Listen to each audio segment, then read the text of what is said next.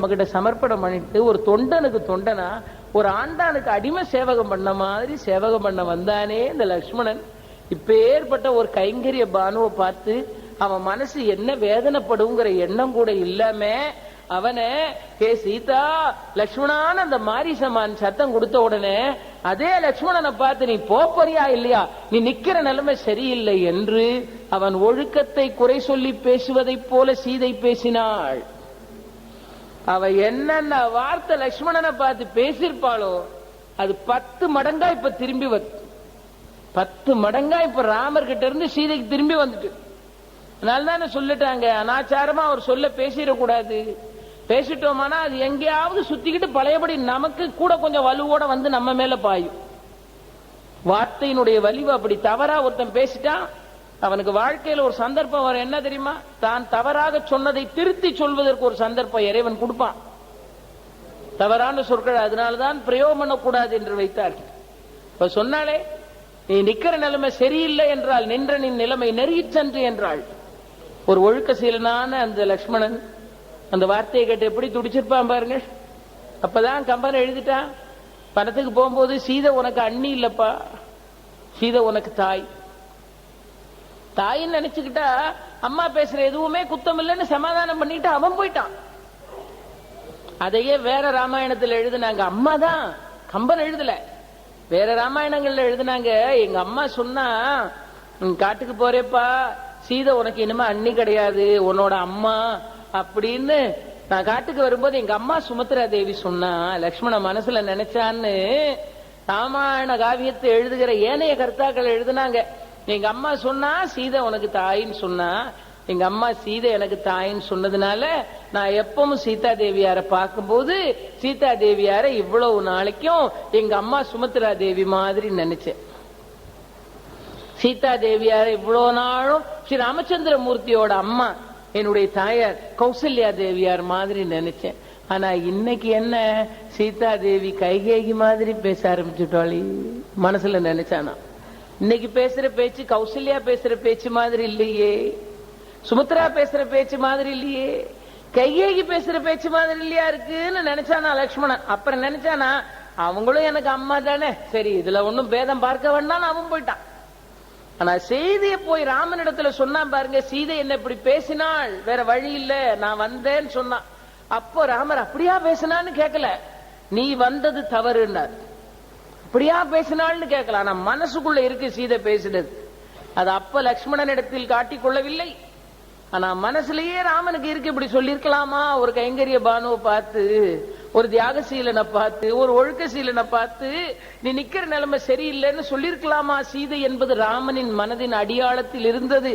அந்த வருத்தம் தான் இப்பொழுது சீதை மேல வந்து விழுந்த கடுமையான வார்த்தைகளா மாறி வந்து விழுது. மறந்தும் கூட உணர்ச்சி வசப்பட்டு போய் தவறான வார்த்தையை பெண்களும் பேசப்படாதுன்னு இதுல ஒரு பாடம் இருக்குல்ல.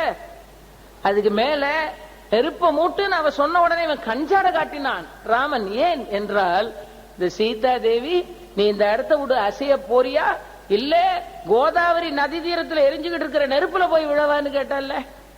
இந்த நெருப்பை காட்டித்தானே லக்ஷ்மணன் அந்த இடத்தை விட்டு மிரட்டி அனுப்பினாள். இப்போ நெருப்ப வை லக்ஷ்மணா, உள்ள போறேன்னு சீதை சொல்றா. அவன் தயங்குறான். ராமர் நெருப்ப மூட்டுன்னு கஞ்சாட காட்டுறாரு. என்ன பொருள், இதே நெருப்ப காட்டித்தானடா உன்னை துரத்தினா, மூட்டுறான் நெருப்ப. இப்ப ராமன் ஒரு கணவன் என்பது மட்டுமல்ல, எல்லாருக்கும் அறம் செய்ய வேண்டிய அறத்தின் மூர்த்தி, அறத்தின் அண்ணல் ஆனதுனால செயல்பாடுகளையும் வார்த்தைகளையும் பார்க்கும்போது கொடுமையா இருக்கிற மாதிரி நமக்கு தோன்றுகிறது. ஆனால் உள்ள இருக்கிற பொருளின் ஆழத்துக்குள்ள புகுந்து பார்த்துட்டோமானால் அது எவ்வளவு அறம் சார்ந்த விஷயமா இருக்குன்னு பிறகுதான் புரியும். அதனால்தான் எழுதுனாங்க நம்முடைய பெரியோர்கள், தசாவதார கதை எழுதுனாங்க பாருங்கள். தசாவதாரத்துக்கும் இந்த பூலோகத்துல மனிதர்கள் தோன்றி வாழ்ந்து வளர்ந்து வரக்கூடியதாக இருக்கிற தியரி ஆஃப் எவல்யூஷனுக்கும் எவ்வளவோ சம்பந்தம் இருக்கிறது.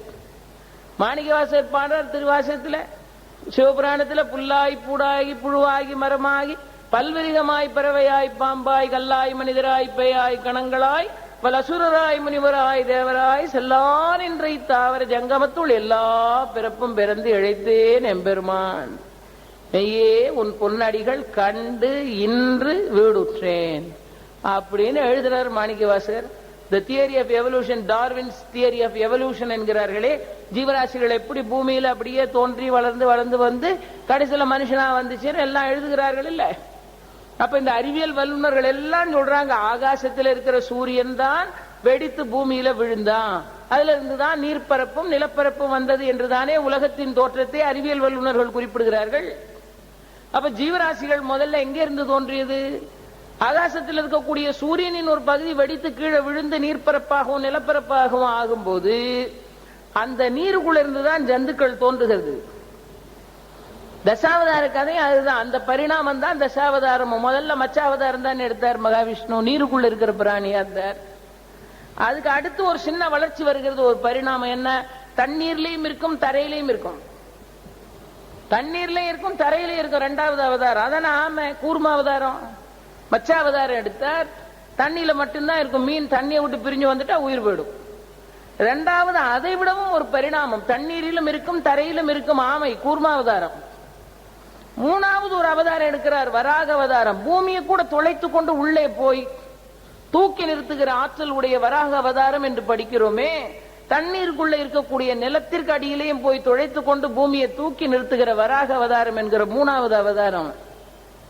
நாலாவது இந்த மச்சம் கூர்மம் வராகம்னு இப்படி பிராணிகள் வரிசையில 3 தாண்டி வந்த உடனே இந்த பிராணியை அடுத்த நிலைமைக்கு உயர்த்துறார். என்ன? பாதி மிருகமும் பாதி மனிதனும் இணைந்திருக்கிற நரசிங்க அவதாரம். அப்ப அதுல இதுவரைக்கும் மிருகங்களின் வடிவமாக இருந்த உருவம் மாறி பாதி மனிதனும் பாதி மிருகமும் சேர்ந்திருக்கக்கூடிய ஒரு நரசிங்க அவதாரமாக 4வது அவதாரம் பரிணமிக்க தொடங்கிவிட்டது. அதுக்கு மேல ஒரு பரிணாமம் வருகிறது. அந்த பரிணாமம் தான் விலங்கு வடிவத்தை முற்றிலும் ஒழித்து விட்டு வருகிற வாமன அவதாரம். வாமன பிரம்மச்சாரியா வரார், அதுல விலங்குக்கு ஒன்றும் சம்பந்தம் இல்ல, மனிதனா வருகிறார். ஆனால் அந்த மனிதனும் உயர்ந்து வளர்ந்து நீண்டு நெடிது இருக்கக்கூடிய மனிதனா இல்லாமல் அதிலேயும் குறுகலான ஒரு வளர்ச்சி உடைய மனிதனாக, ஒரு குரலனாக, குட்டையாக இருக்கிற ஒரு வாமனனாக ஒரு அவதாரம் வந்து சேருகிறது. அந்த வாமன அவதாரத்துக்கு பிறகு முழு மனித அவதாரமாக வந்தாலும் அது பரிபூர்ணமான அவதாரம் இல்லை, குரலனான ஒரு அவதாரம். அதுக்கு மேல ஒரு டெவலப்மெண்ட் வருது, அதுதான் பரசுராம அவதாரம். பரசுராம அவதாரத்துல நிமிர்ந்து இருக்கிற உயர்ந்த மனித தோற்றத்தோட ஒரு மன்னனா வந்தாச்சு. ஆனாலும் அந்த பரசுராம அவதாரம் பாருங்கள், கோபம் என்கிற தன்முனைப்பு என்கிற கோபம் என்கிற தேவையில்லாத உணர்ச்சிகளுக்கு முக்கியத்துவம் கொடுக்கக்கூடிய ஒரு உணர்ச்சி பிழம்பாக இருக்கிற ஒரு அவதாரமாக, 21 தலைமுறை அரசர்களை அழிப்பேன் என்று சங்கல்பம் பண்ணுகிற ஒரு அவதாரமாக, அப்படியானால் பரிபூர்ணமான நல்ல குணங்களோடு மனம் பண்படாத ஒரு நிலையில் இருக்கிற ஒரு அவதாரமாக, அதுக்கு அடுத்து வருகிறது ஒரு பரிபூர்ணமான அவதாரம். அதுதான் சாந்தம், பொறுமை, குரு பக்தி, தயை, ஒழுக்கம் இவைகளின் ஒட்டுமொத்தமான தொகுப்பா இருக்கிற செப்பரும் குணத்தோடு வருகிற ஸ்ரீ ராமச்சந்திர மூர்த்தியின் அவதாரமாக. அதுக்கு அடுத்து ஒரு அவதாரம் வருகிறது, கிருஷ்ணாவதாரம் என்று ஒரு அவதாரம். அந்த அவதாரத்துல கிருஷ்ணாவதாரம் ராம அவதாரத்தை விட முழுமை பெற்ற அவதாரம். ஏன்னா வெளியிருந்து பார்க்கும்போது கிருஷ்ணன் பண்ணக்கூடிய செயல்களின் காரண காரியங்கள் என்ன என்பது சாமானிய அறிவுடைய மனிதர்களுக்கு எட்டவே எட்டாது. வெளியே இருந்து பார்க்கிற போது அதர்மம் போல தோன்றுகிற செயல்கள், உள்ளே புகுந்து பகவானின் லீலா வினோதங்களை அனுபவிக்கிற போது அறத்தை நிலைநாட்டுவதற்காகவும் தர்மத்தை பரிபாலனம் பண்ணுவதற்காகவும் வந்திருக்கிறான் என்கிற பரிபூர்ண குணத்தினுடைய தொகுதியாக இருக்கிற முழுமையான அவதாரமாக ஸ்ரீ கிருஷ்ணா அவதாரம். பலராம அவதாரம்னு ஒரு அவதாரம் நீங்க படத்துல எப்ப பார்த்தாலும் கலப்பையோட இருக்கிற ஒரு அவதாரம். மனிதனுடைய வாழ்க்கை மண் சார்ந்ததாகத்தான் இருக்கிறது, உழைக்க வேண்டும். நிலத்தில் வாழ்ந்து கொண்டிருக்கிற மனிதன் உழைப்பின் மூலமாக தன்னை உயர்த்தி கொள்ள வேண்டும் என்பதை சொல்லாமல் சொல்லிக் கொண்டிருக்கிற ஒரு அபூர்வமான அவதாரம். கலப்பை என்பது ஒரு இன்ஸ்ட்ருமெண்ட். இன்னும் பாருங்கள், இந்த காலத்திலேயும் நாம் இன்றைக்கு நம்பிக்கொண்டிருக்கக்கூடிய அறிவியல் தொழில்நுட்ப வளர்ச்சிகள் அத்தனைக்கும் ஆதாரமாக இருக்கிற எல்லா கருவிகளுக்கும் அடிப்படையாக இருக்கிற ஒரு கருவியாக கலப்பையை கருதி பார்க்கலாம். இன்னைக்கும் நிலத்துல விவசாயம் பண்ணி சாப்பிடும் போது டிராக்டரை போட்டு உழுவாங்க. இந்த டிராக்டரோட பேசிக் பினாமினா என்ன? இந்த ஏர் தானே, கலப்பை தானே. அதனால்தானே திருவள்ளுவர் எழுதினார், சுழன்றும் ஏற்பின்னது உலகம், அதனால் உழந்தும் உழவே தலை. ஏர் இல்லாம உலகம் இல்ல. அப்ப வேணா ஏர்னு சொல்லிருப்போம், கலப்பைன்னு சொல்லிருப்போம். இப்ப வேற டிராக்டர்னு ஏதோ புது புது பேர் சொல்லுவோம். ஆனா கான்செப்ட், அதோட பேசிக் கான்செப்ட் என்று ஒன்று இருக்கிறது. இந்த உலகமானது எப்படி உழைப்பின் மூலமாக, கருவிகளின் மூலமாக, தொழில்நுட்ப வளர்ச்சியும் விஞ்ஞானத்தையும் கண்டுகொண்டிருக்கிற இந்த உலகத்தில் கருவிகளாகிய சாதனங்கள் எப்படி நமக்கு கை கொடுக்கிறது என்பதை காட்டுவதற்காகவே ஒரு கருவியான கலப்பையோடு காட்சி தருகிற ஒரு அவதாரமாக. இதுலயும் ஒரு தியரி ஆஃப் எவல்யூஷன் தான். மச்சத்துல தொடங்கி கூர்மத்துக்கு வந்து, வராகத்துக்கு வந்து, நரசிங்க அவதாரத்துக்கு வந்து, வாமனாவதாரத்துக்கு வந்து, அப்புறமா பரசுராம அவதாரத்துக்கு வந்து, ராமாவதாரத்துக்கு வந்து, கிருஷ்ணாவதாரத்துக்கு வந்து, பலராம அவதாரத்துக்கு வந்து, கல்கி அவதாரத்தை எதிர்நோக்கி கொண்டிருக்கிறோம் என்று சொல்லுகிறோமே, இதுவும் ஒரு பரிணாமத்தினால் வந்ததுதான், ஒரு சிறந்த பரிணாமம் தான்.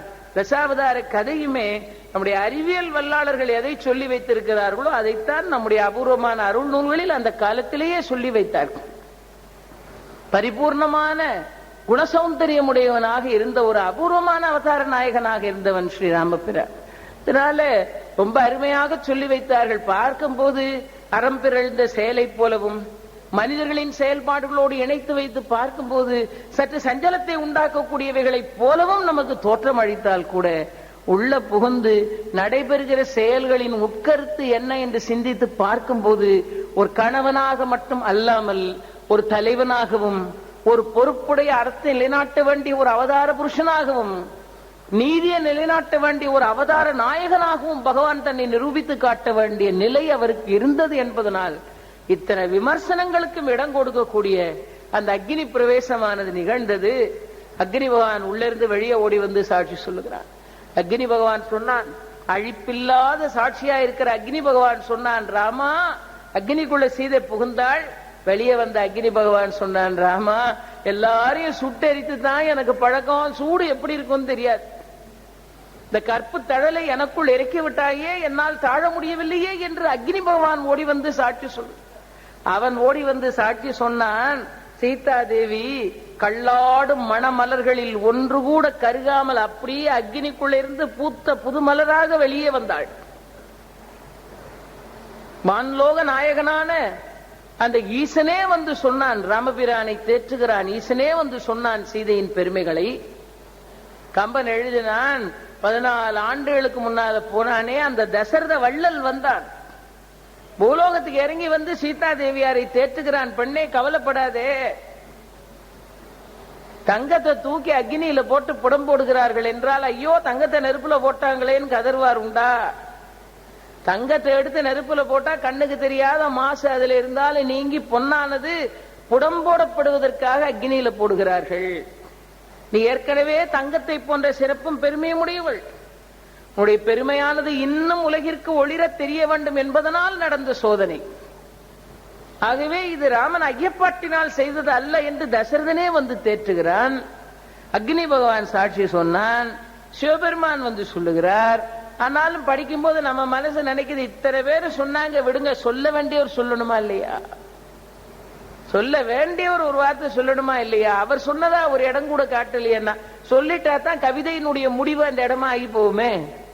அதனால்தான் சொன்னார்கள், to name is to create and to suggest is to create and to name is to destroy.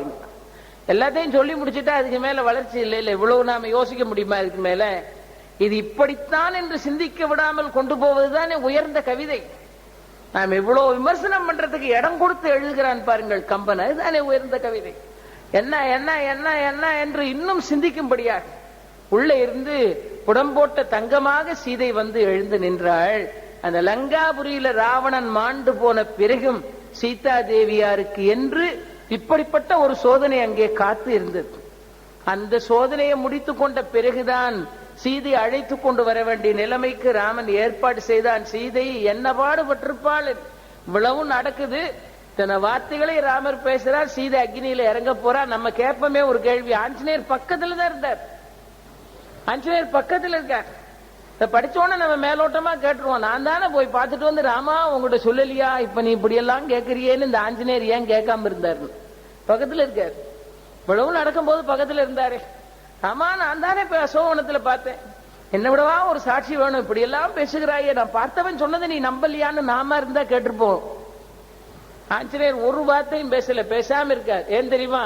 இது ஒரு கணவனுக்கும் மனைவிக்கும் இடையில நடக்கக்கூடிய ஒரு விவகாரம். இதுல அனாச்சாரமாக ஒரு மூணாவது ஆள் புகுந்து பேசுவது எப்பொழுதும் சரியா வராது. கணவனுக்கு மனைவிக்கு இடையில ஒரு சின்ன வாக்குவாதம் பிரச்சனை, அவங்களே பேசி அவங்களே தீர்த்துக்கணும். ஒரு மூணாவது ஆளை உள்ள புகுத்துனீங்கன்னா இருக்கிற பிரச்சனை 20% இருக்கிறது 200%. ஆஞ்சநேயர் அவ்வளவு வேதனை அடக்கிட்டு என்ன பண்ணன்னு தெரியாம கைகளை பிசைந்து கொண்டு, ஐயோ கற்பின் தழலான சீதை இதெல்லாம் கேட்க வேண்டியிருக்கேன்னு ஆஞ்சநேயர் அப்படி அந்த உடம்புக்கு மேல இருக்கக்கூடிய ரோமங்கள்லாம் அப்படி சில்லிட்டு போய் நிக்குது ஆஞ்சநேயர். ராமன் சொன்ன வார்த்தைகளால் உண்டான வேதனை விம்மல்கள் சீதைக்கு மட்டுமல்ல, பிராட்டியவே தன் பெருந்தெய்வமாக நினைத்துக் கொண்டிருக்கிற ஆஞ்சநேயமூர்த்தி அவ்வளவு துன்பத்தையும் தனக்குள் அடக்கிக் கொண்டு, ஆகா ஸ்ரீராமனுடைய திருவாயில் இருந்தா இந்த சொற்கள் என்று துடித்து போனார். ஆனால் சமாதானம் சொல்றதுக்கு ஒரு இடம் அல்ல.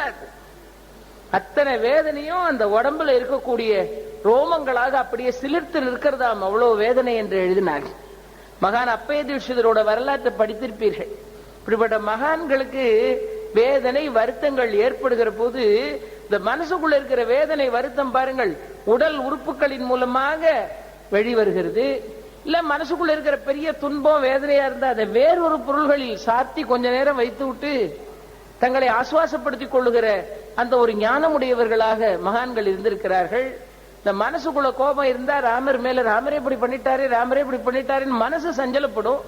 அதனால இந்த சொற்களை எல்லாம் கேட்கும் போது இந்த ரோமங்கள் எல்லாம் சிலிர்க்க தன் வேதனையை வெளிப்படுத்தி கொண்டார். அதுக்கு மேல ஆஞ்சநேயரால ஒன்னும் பேச முடியலன்னு எழுதினாங்க. மகான் அப்பயதீஸ்வருடைய வரலாற்றுல எழுதுவாங்க, பெரிய மகா ஞானி, வடநாட்டில இருந்து வந்த ஒரு பண்டிதன், அந்த தத்துவ ஞானியான அப்பயதீஸ்வரர் மகானை ஒரு வாதத்துக்காக அழைத்தானா, வாதம் பண்றதுக்காக அழைத்தான். பெரிய ஞானி. அப்பயதீஸ்வரர் சொல்றார், இன்னைக்கு எனக்கு ஒன்னும் வாதம் பண்ண முடியாதுப்பா, எனக்கு வயிற்று வலி, நிஜமாவே வயிற்று வலி வரும், வயிற்று வலி, என்னால ஒன்னும் பேச முடியாதுன்னார். அவன் சொன்னா, என் கூட வாதம் பண்ண முடியாதுன்னு சொல்லிட்டு போக வேண்டியதானே, இதுக்கு எதுக்கு வயிற்று வலிய காரணம் சொல்லு, என் கூட வாதம் பண்ண முடியாதுன்னு சொன்னா நீங்க தோத்து போயிட்டீங்க, நான் போறேன், இதுக்கு எதுக்காக வயிற்று வலிய சொல்லணும்னா. அப்பயதீஸ்வரர் சொல்றாரு, நான் போய் சொல்லி எனக்கு பழக்கம் இல்லை, நிஜமாவே எனக்கு வயிற்று வலி அதான் சொன்னேன். அதெல்லாம் கிடையாது, நீங்க என்னோட வாதம் பண்றதுக்கு யோசனை பண்ணிட்டு தான் வயிற்று வலின்னு சொல்றீங்க, இப்ப என்னதான் பண்ணணுங்கிற, வயிற்று வலியோட வாதம் பண்ணணுமா, சரி வா உட்கார்னார். நிஜமாவே எதிர உட்கார்ந்தா இவர் இப்படி உட்கார்ந்தாரு அப்பயதீஸ்வரர்.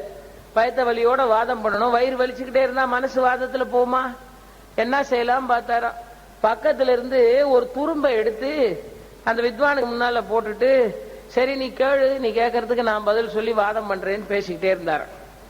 அவனால இவரை வாதத்துல வெல்ல முடியல.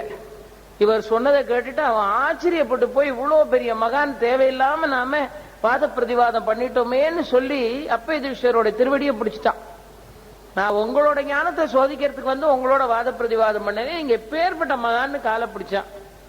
அவர் உடனே ஒன்னும் சொல்லல, பேசாம இருந்தார். அவன் சொன்னா, நான் எனக்கு ஒரு சந்தேகம் தெரியும், என்னன்னு கேட்டார். அதுக்கு அவன் சொல்றான், ஒண்ணும் இல்ல, நான் பேச உட்காரும் போது ஒரு துரும்பெடுத்து இப்படி போட்டீங்கல்ல, நீ விஷயம் என்ன நான் பார்த்துக்கிட்டே இருந்தேன், நீங்க பேசிக்கிட்டே இருக்கீங்க, அந்த துரும்பு கட கட கட கட கடை ஆடிக்கிட்டே இருக்கான், ஒரு இடத்துல கிடக்க மாட்டேங்குதான், துரும்பு இப்படியே இருக்கான். துரும்பு ஏன் துரும்பு இப்படியே துடிச்சுக்கிட்டே இருக்குன்னு எனக்கு ஒண்ணும் புரியல, நீங்க சுவாரஸ்யமா வாதம் பண்ணிட்டு இருக்கிறதுனால இடையில நிறுத்தி உங்களை கேட்க இஷ்டப்படல, இப்பதான் நான் என் தோல்வியை ஒத்துக்கிட்டேனே, இந்த துரும்பு ஏன் இப்படி ஆடிக்கிட்டே இருக்கு அப்படின்னு அப்பயதீஸ்வரர் சொன்னார்.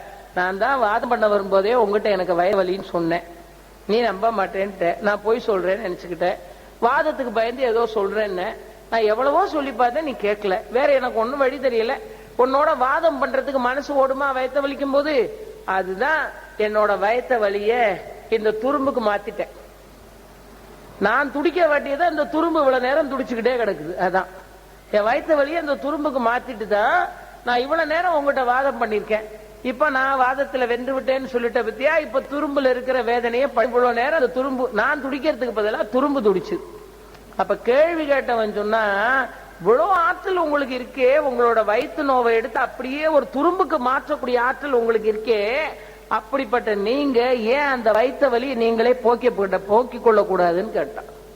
ஒரு துரும்புக்கு மட்டும் திரும்பவேன்னு சொல்றீங்களே, அப்ப அந்த வயிற்று வலி இல்லாம நீங்க போக்கிக்க வேண்டியதானே. அப்ப அப்பயதீஸ்வரர் சொன்னார், இது சாமானியர் ஒரு கேள்வி நீ கேட்டுட்ட, இந்த பிறவியில நான் அனுபவிக்கணும்னு எனக்கு எழுதினது இது, நான் இப்ப துரும்புக்கோ தூணுக்கோ இதை மாத்தி வலி இல்லாம இருந்துட்டு நான் போயிட்டேன்னு வச்சுக்க, அடுத்த பிறவி வருவேன், இதே வயிற்று வலியை சுமக்கிறதுக்கு வருவேன், இது எதுக்கு இந்த பிறவியிலே கழிச்சு தீர்த்துட்டு போயிடலான்னு வயிற்று வலியை சுமந்துக்கிட்டான். அவன் மகான் தடால்னு காலில் விழுந்துட்டா. உடம்புக்குள்ள இருக்கக்கூடிய வேதனையும் மனசுக்குள்ள இருக்கக்கூடிய சஞ்சலத்தையும் கூட வேறு வழி இல்லாமல் உடம்பின் வேறு வேறு பாகங்களுக்கு இல்ல புறப்பொருள்களுக்கு மாற்றி அமைக்கக்கூடிய சித்தும் ஆற்றலும். ஆஞ்சநேயருடைய ஆற்றல் சொல்ல வேண்டியதே இல்ல. மனசுக்குள்ள இருக்கிற வேதனையை உள்ள அடக்கி வச்சா ராமபிரான் ஏதோ தவறு செய்து விட்டதை போல் தோன்றிவிடக் கூடாது என்பதனால் உள்ளத்துக்குள்ள துக்கமும் வெறுப்பும் இல்லாம தேகத்தில் இருக்கக்கூடிய எல்லாம் சிலிர்த்து போய் நிற்கிறதாம் சீதாதேவிக்கு இந்த சோதனையா என்று கல்லாடும் மணமலர்களில் ஒன்று கூட அருகாமல் சீதை அக்னிக்குள்ள இருந்து அப்படியே வெளியே வந்தாள். ராமச்சந்திரமூர்த்தி அருகில் நிற்கும் போதே தசரத சக்கரவர்த்தியும் சிவபிரான் தேவாதி தேவர்களும் வந்து சீதையை தேற்றுகிறார்கள். இந்த பெரிய சோதனை முடிந்த பிறகுதான் ஸ்ரீ ராமச்சந்திரமூர்த்தி விமானை வரவழைத்து விபீஷணன், சுக்ரீவன், வானர சைன்யங்கள் எல்லாவற்றையும் அழைத்துக் கொண்டு சீதாதேவியாரை 14 ஆண்டுகால இடைவெளிக்கு பிறகு பட்டாசு கொண்டு அயோத்தி அரசாட்சி பண்றதுக்காக அந்த இலங்கையை விட்டு புறப்பட்டு அயோத்தியை வான உறுதியில ராமபிர பிரயத்னத்தை மேற்கொள்ளுகிற கதை இன்னும் பாக்கி இருக்கிறது. பட்டாபிஷேகத்தோடு இந்த கதை